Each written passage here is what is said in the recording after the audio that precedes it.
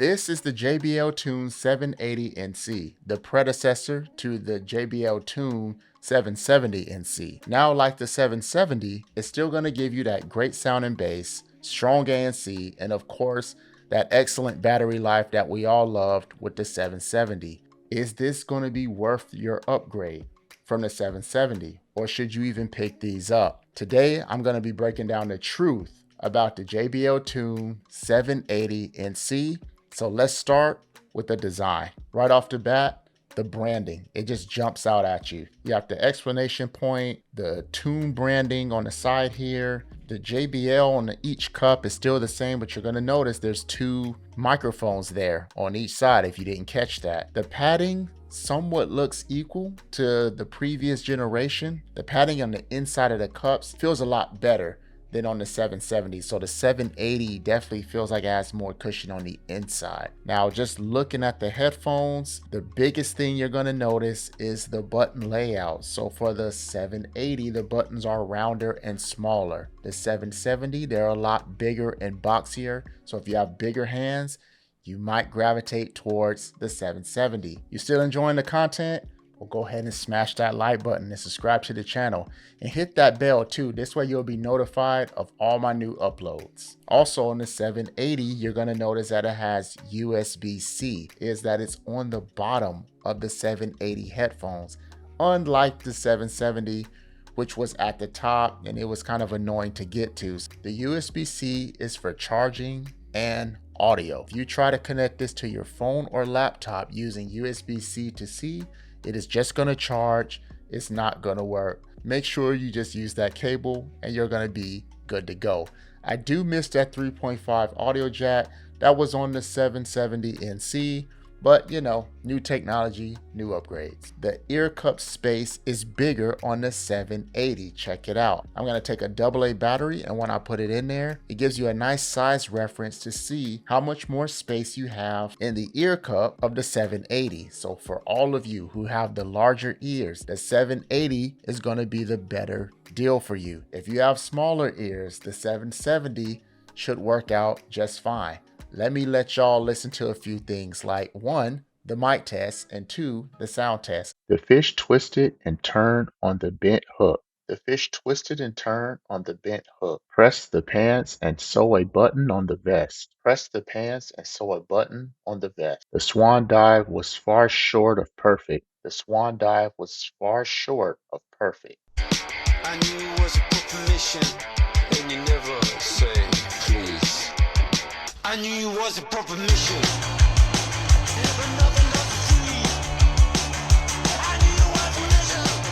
I knew that you were me. I knew you was a proper mission.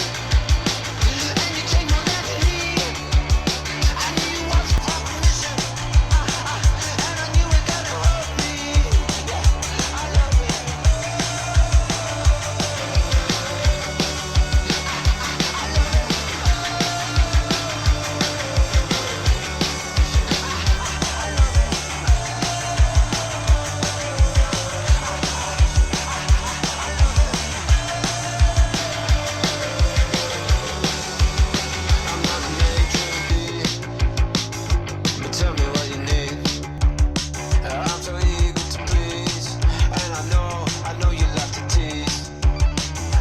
So you just heard them both, and I know what you're thinking. You're like, Dave, I gotta know the truth.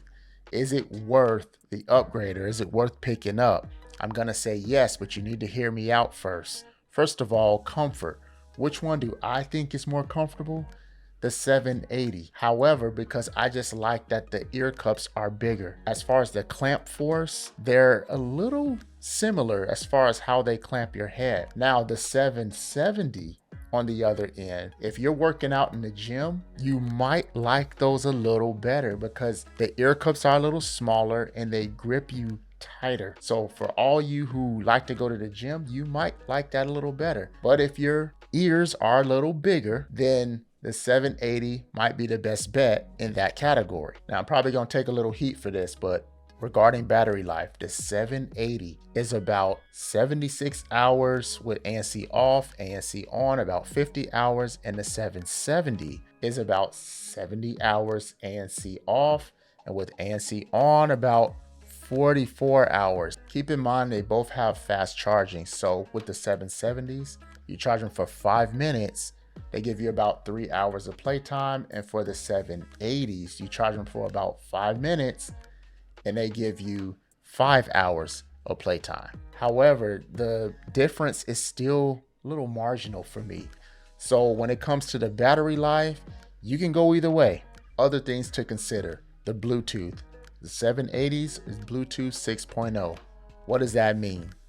It means it introduces spatial awareness and it improves on the LE audio. But your 5.3 Bluetooth with the 770, you're gonna get a solid connection here, so you don't have to worry about a lot of drops or anything like that. It's still power efficient. Frequency response is pretty much the same. Now with wired mode, it changes a bit. I think it's like 2040, but most people are going to use Bluetooth mode. Regarding the price, the 780s are $150. Might take a little time for these to go on sale, but check around the holidays. And if you're interested in the 770s, then those are about $90 or less sometimes, depending if you can find them on sale. So depending on your budget, you can decide which one is going to be best for you. Both headphones are going to give you 40mm drivers, Bluetooth multi-point connection, app usability. The list just goes on and on. Now, the truth is, do you need to upgrade to the 780s? I'm going to say no. However, if you are looking at both of these for the first time and you're trying to decide which one should I get, I would recommend the 780s to a new user.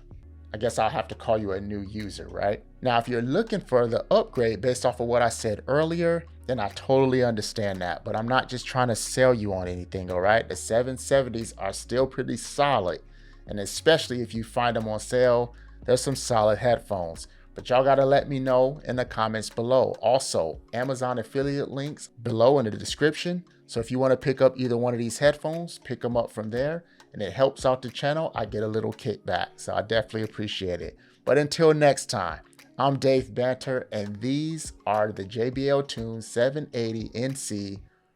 We out.